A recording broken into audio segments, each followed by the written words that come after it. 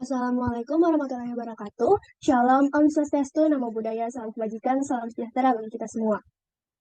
Kami dari kelompok 1, Hukum Keluarga Waris Adat, kelas B, Fakultas Hukum Universitas Pancasila, akan menerangkan mengenai anotasi putusan Mahkamah Agung nomor 1048K garing PDT garing 2012 dan putusan Mahkamah Agung nomor 1130K garing PDT garing 2017.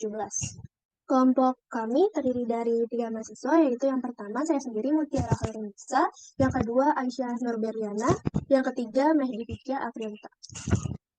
Yang pertama kami akan menerangkan mengenai anotasi putusan Pengadilan Mahkamah Agung Republik Indonesia nomor 1048K garing PDT garing 2012.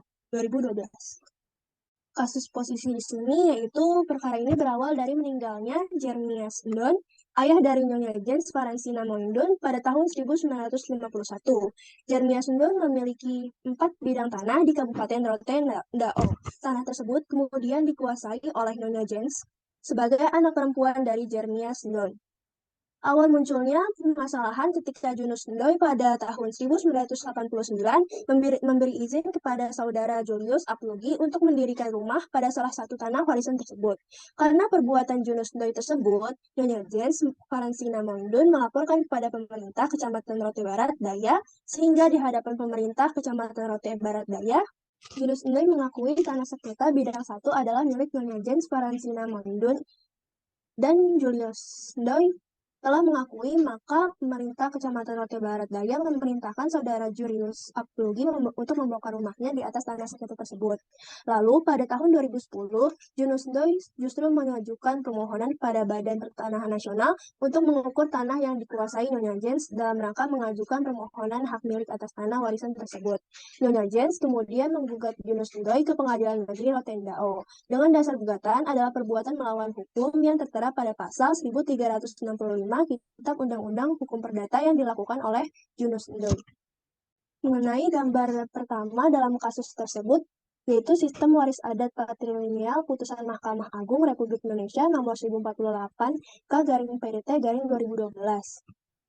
Jeremias Paulus Ndoen mempunyai anak yaitu Jeremias Ndoen, dan Jeremias Ndoen mempunyai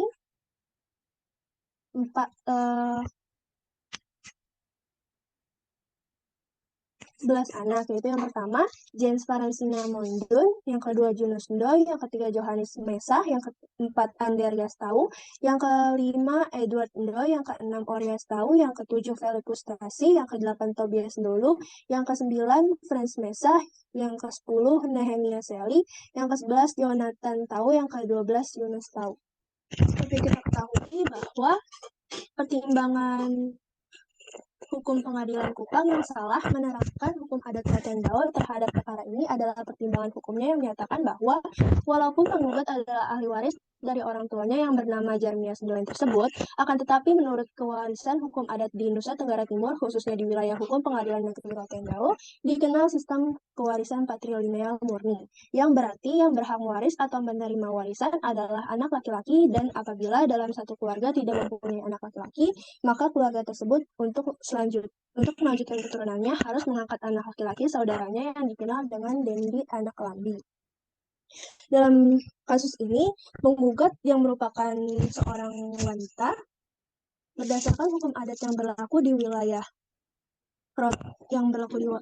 Rotendao, yaitu Pengadilan Negeri Rotendao, penggugat tidak mempunyai kapasitas mengajukan gugatan tanah warisan, sehingga gugatan penggugat tersebut harus dinyatakan tidak dapat diterima oleh pengadilan. Kan tetapi yang kita ketahui bahwa dalam pasal 27 ayat 1 Undang-Undang 1945 yang menetapkan bahwa segala warga negara bersamaan kedudukannya di dalam hukum dan pemerintahan, dan wajib menjunjung hukum dan pemerintahan itu dengan tidak ada kecualinya. Maka sistem kewarisan patrilineal yang dianut oleh masyarakat Rotendao yang menentukan perempuan tidak berhak mewaris tidak lagi sesuai dengan perkembangan masyarakat dan prinsip perlindungan gender dan non-diskriminasi antara laki-laki dan perempuan yang sekarang ini telah menjadi agenda nasional. Bagaimana tersebut dihubungkan dengan pertimbangan hukum majelis hakim Pengadilan Tinggi Kupang, maka sistem kewarisan patrilineal yang telah dianut oleh masyarakat Rotendao yang menentukan perempuan tidak berhak mewaris lagi tidak sesuai dengan perkembangan masyarakat dan prinsip perlindungan gender. Argumentasi itu didasarkan dari jurisprudensi Mahkamah Agung mengenai sengketa waris yang memenangkan perempuan atau janda dari pewaris. Lalu, menurut Medika Aprilita, boleh dijelaskan mengenai kasus ini? Lalu selanjutnya, menurut pendapat Mahkamah Agung dalam putusan sengketa ini menegaskan perubahan hukum adat tidak hanya dalam aspek pewarisan, tetapi juga dalam hukum adat secara global. Argumentasi hukum dalam putusan tersebut menyatakan bahwa hukum adat yang tidak sesuai dengan perkembangan hukum adat dalam masyarakat, salah satunya dalam masalah kesetaraan hak laki-laki dan perempuan, sudah tidak dapat dipertahankan lagi eksistensinya. Putusan ini juga menjadi salah satu landmark discussion dalam laporan tahun 2000 dalam laporan tahun Mahkamah Agung 2020. Pertimbangan hukum Pengadilan Tinggi Kupang tersebut bertentangan dengan hukum yang berlaku, yakni Pasal 17 Undang-Undang Nomor 39 Tahun 1999 tentang Hak Asasi Manusia yang menetapkan setiap orang tanpa diskriminasi berhak untuk memperoleh keadilan dengan mengajukan permohonan pengaduan dan gugatan baik dalam perkara pidana, perdata maupun administrasi, serta diadili melalui proses peradilan yang bebas dan tidak memihak, sesuai dengan hukum acara yang menjamin pemeriksaan yang objektif oleh hakim yang jujur dan adil untuk memperoleh putusan yang adil dan benar. Dan jurisprudensi Mahkamah Agung Republik Indonesia nomor 179 garis miring K garis miring SIP garis miring tahun 1961 tanggal 11 November 1961 yang menyatakan bahwa hak waris perempuan disamakan dengan laki-laki. Lalu selanjutnya akan dilanjutkan oleh Aisyah. Jika pengadilan memeriksa sengketa pewaris dalam sebuah komunitas yang masih menggunakan hukum waris adat, maka hakim sebaiknya mengetahui makna berbagai pranata dalam hukum waris adat secara komprehensif. Selain itu, hakim perlu menafsirkan dengan jelas kriteria perkembangan zaman dalam mengubah hukum waris adat menuju hukum waris yang selaras dengan prinsip negara hukum dan asas-asas hukum yang universal. Pemahaman yang jelas terhadap kriteria perkembangan zaman perlu dibuat agar perubahan hukum waris adat tidak berimplikasi pada pudara identitas budaya dari masyarakat Indonesia yang heterogen. Selain itu, pemahaman yang jelas tersebut diperlukan agar tidak ada penafsiran yang sewenang-wenang terhadap hukum waris adat yang kemudian justru menunjukkan mental superior negara atas hukum adat.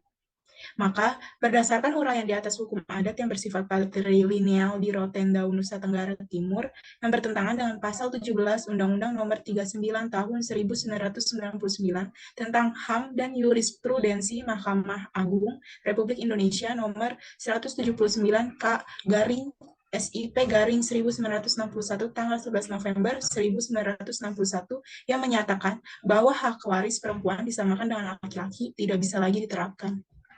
Baik, selanjutnya kami akan membahas mengenai anotasi putusan Mahkamah Agung Republik Indonesia nomor 1130K garing PDT garing 2017.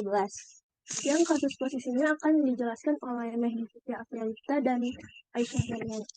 Dalam kasus posisi putusan Mahkamah Agung nomor 1130K garing PDT garing 2017 terjadi karena perebutan tanah waris dan bangunan yang belum dibagi waris antara ahli waris laki-laki dan ahli waris perempuan. Berawal pada tanggal 15 Januari 1946, almarhum Bapak Yakobus Go dan almarhum Mama Monica Denger menikah dan melahirkan anak-anak, yaitu yang pertama Antonius Megor sebagai penggugat 1 dan Victoria Leni sebagai tergugat 1. Dan tanggal 30 November 1957, almarhum Bapak Yakobus Go dan almarhum Mama Christina Sehong yang menikah dan melahirkan anak-anak Paulus Von, Petronella Ijul, Francisca Tuet, dan Monica Sofia Dimut. Bernadetta Manus sebagai penggugat 2, Julianus Enderaho sebagai penggugat 3, Pius Maximilian Kobe sebagai penggugat 4, istri dan anak-anak dari Don Tadeus yang telah meninggal dunia pada tahun 2015. Semasa hidupnya, almarhum Bapak Yakobus Go memiliki 6 bidang tanah yang belum dibagi waris. Selanjutnya akan dilanjutkan oleh Aisyah. Kemudian, para penggugat yang merupakan anak laki-laki dari pewaris menggugat para saudari kandungnya yang menguasai objek waris atau tanah yang belum dibagi. Penggugat mendalilkan bahwa tindakan para tergugat menguasai harta warisan adalah perbuatan melawan hukum. Sebab, sebagai anak perempuan, para tergugat yaitu Victoria Leni, Petronella Ijul, Francisca Tuet, dan Monica Sofia Dingut tidak berhak waris. Dikarenakan, berdasarkan hukum adat Manggarai, hanya anak laki-laki saja yang memiliki hak mewaris. Menurut penggugat, dalam hukum adat Manggarai yang masih hidup dan berlaku, dalam kewarisan dikenal sebutan ata one, atau anak laki-laki, dan ata peang atau anak perempuan dengan prinsip waris patrilineal, di mana hanya anak laki-laki yang berwaris, yang berhak mewarisi segala harta benda orang tuanya. Serta penggugat juga mendalilkan bahwa anak perempuan hanya bisa mendapatkan bagian warisan berdasarkan pemberian atau widang dari saudaranya. Berikut adalah gambar sistem waris adat patrilineal pada putusan Mahkamah Agung Republik Indonesia nomor 1130K/PDT/2017. Ya, Bapak Yakobus Go memiliki 2 istri, yaitu yang pertama yaitu Monica Dengar, dan yang kedua yaitu Christina Sehong. Dari pernikahan Bapak Yakobus Go dengan Ibu Monica Dengar dilahirkan 2 orang anak, yaitu Antonius Nigor dan Victoria Leni. Antara Bapak Yakobus Go dengan Ibu Sehong melahirkan 5 orang anak, yaitu Paulus Fon, Petronella Ijul, Monica Sofia Dingut, dan Dontades, dan Francisca Tuet. Dontades meninggal, tetapi dia masih memiliki istri, yaitu Bernadetta Mamus, dan memiliki 2 orang anak, yaitu Julianus Enderahau dan Pius Maximilian Kolbe. Dalam kebudayaan Manggarai disebut istilah yaitu ata one sebagai orang dalam untuk laki-laki dan ata peang yang sebagai orang luar untuk anak perempuan. Kebudayaan Manggarai berakibat pada sistem waris. Ata one yang menjaga kampung, mendiami tempat tinggal orang tuanya anak laki-laki, diberi tanggung jawab untuk mengelola harta warisan. Yang kita ketahui juga bahwa dalam kasus ini kita dapat melihat bahwa posisi perempuan dalam hukum waris adat, khususnya di Kabupaten Manggarai, Nusa Tenggara Timur, dihadapkan pada hukum negara dalam persidangan untuk memperebutkan harta warisan peninggalan orang tua mereka. Penggunaan istilah sebagai ata one orang dalam untuk laki-laki dan ata peang orang luar untuk anak perempuan merujuk pada kehidupan setelah menikah. Setelah menikah, anak perempuan harus keluar dari kampung atau rumah kepunyaan orang tuanya dan tinggal bersama anggota keluarga besar dari suaminya dan tinggal bersama suaminya atau di kampung suaminya. Yang perlakuan berbeda terjadi pada anak laki-laki, di mana setelah mereka menikah, dia tetap tinggal di kampung halamannya, bahkan dapat menempati kediaman orang tuanya. Konsep kebudayaan Manggarai tersebut berdampak pula pada sistem waris, yaitu sebagai ata one yang kita lihat bersama bahwa mereka sebagai ata one yang menjaga kampung, mendiami tempat tinggal orang tuanya, anak laki-laki diberi tanggung jawab untuk mengelola harta warisan dan menjadi ahli waris. Serta perempuan yang ketika dia serta laki-laki yang ketika dia nikah, dia menarik ata peang dari keluarga lain untuk menjadi istrinya, dan istrinya otomatis ikut menjadi keluarga atau bagian keluarga besar suaminya. Penggabungan menjadi anggota keluarga besar suaminya berdampak pada pewarisan, bahwa si istri dapat warisan dari pihak suaminya. Untuk menghindari dari pendobelan dari harta warisan atau ata peang, akhirnya tidak berhak mendapatkan warisan dari orang tuanya dengan alasan karena ia mendapatkan warisan suaminya. Anak perempuan tetap berhak mendapatkan harta warisan orang tuanya melalui sistem wida, yaitu pemberian bersyarat. Wida dikatakan sebagai pemberian bersyarat karena setelah mendapatkan wida, anak perempuan yang sudah menikah harus memberi kembali atau membalas wida tersebut dalam bentuk benda yang berbeda. Lalu selanjutnya akan dilanjutkan oleh Aisyah. Bagaimana menurut Aisyah mengenai dari putusan kasus ini? Dalam putusan Mahkamah Agung di atas, alasan inilah yang menjadi dasar bagi para penggugat untuk mengajukan gugatan ke Pengadilan Negeri Ruteng untuk mendapatkan harta warisan atau yang dikuasai oleh para tergugat. yang ditinggalkan oleh almarhum orang tua mereka. Atas gugatan tersebut, Pengadilan Negeri Ruteng kemudian mengabulkan gugatan para penggugat seluruhnya lewat putusan nomor 7/PDTG/2016 Pengadilan Negeri Ruteng, tanggal 4 Oktober 2016. Putusan Pengadilan Negeri Ruteng merupakan putusan yang sangat diskriminatif dan tidak berkeadilan khususnya bagi perempuan. Putusan ini sangat mencederai aturan sebagaimana diatur pada pasal 27 ayat 1 Undang-Undang Dasar 1945 yang mengatur semua warga negara bersamaan kedudukan di dalam hukum. Pertimbangan hakim juga tidak sejalan dengan Undang-Undang Nomor 39 Tahun 1999 tentang HAM yang mengatur tentang perlakuan yang sama di hadapan hukum. Putusan Pengadilan Negeri juga mengabaikan Undang-Undang Nomor 7 Tahun 1984 yang mengatur penghapusan semua bentuk diskriminasi terhadap wanita. Putusan Majelis Hakim pada Pengadilan Tinggi Kupang yang membatalkan putusan Pengadilan Negeri Ruteng sudah sangat tepat. Pertimbangan hukum yang dibangun juga sangat kuat dan sesuai perkembangan hukum. Demikian juga dengan pertimbangan Mahkamah Agung yang menilai bahwa putusan Judeks Fakti Pengadilan Tinggi Kupang dalam perkara ini tidak bertentangan dengan hukum dan atau undang-undang juga sudah tidak tepat dengan sesuai dengan perkembangan hukum dan prinsip-prinsip equality before the law. Selanjutnya akan dibacakan oleh Mehdi Fikia.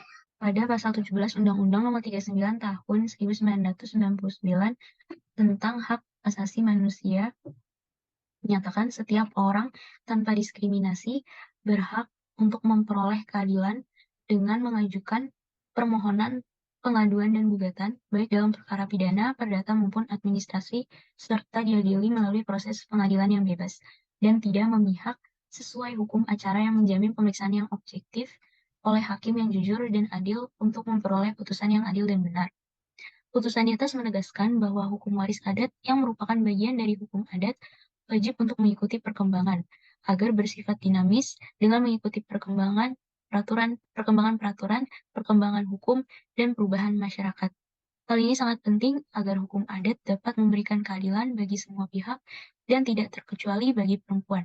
Dan hukum adat yang diskriminatif tidak perlu dipertahankan lagi. Baik, demikian dari analisis kami mengenai anotasi putusan nomor 1048 dan putusan nomor 1130. Kurang lebihnya mohon maaf. Wassalamualaikum warahmatullahi wabarakatuh.